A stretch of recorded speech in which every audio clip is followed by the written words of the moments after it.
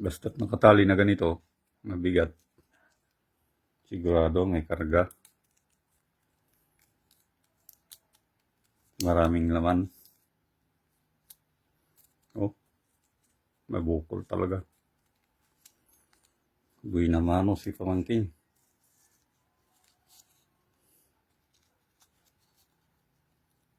Timbangin natin kung ay buksan natin, no?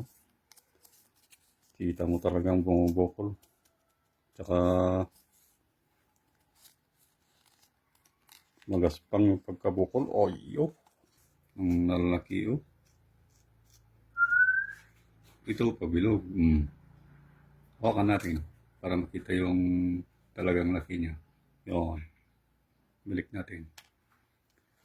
Ito naman isa. Pulutin ko na lang. Kitang-kita mo yung lapad. Oh. May ganun siya doon. Ilagay natin sa kuko.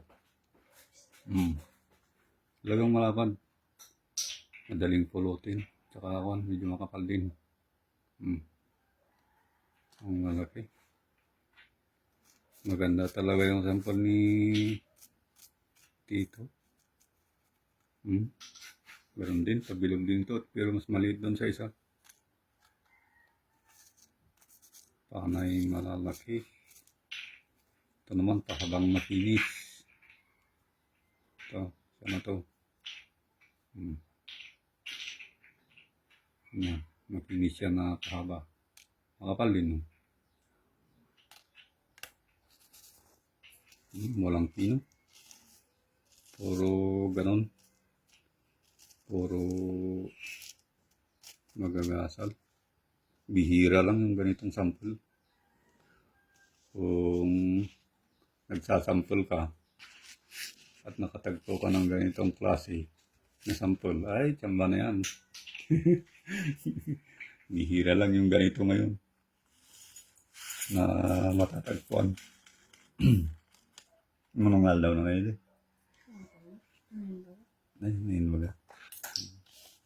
Hindi lang sinabi kung ilang araw kinuha. Subukan natin yung 5 kung ano ang mangyayari. 5 gramo. Hindi na eh.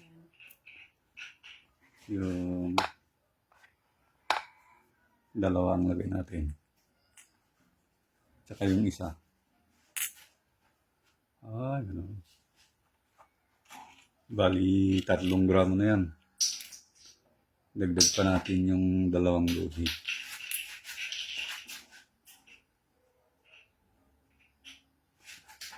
Mabigat pa yung ginto. Dagdag ulit natin yung kalahating luhi. Ganyan po ang lumalabas na timbang. Yun. Buhay na manong lalaki.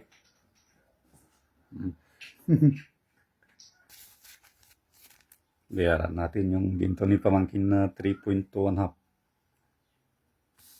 Ito po yung katakat. 1, 2, 3, 4, 5, 6, 7, 8, 9, 10, 11, 12, 13, 14, 15, 16. 1, 2, 3, 4, 5, 20, 40, 60, 75.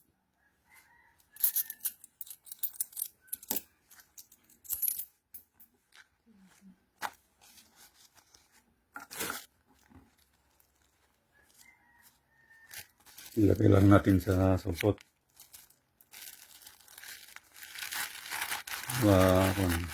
Para mas-safety siya. Ngayon. Sulpot na natin. Thank you.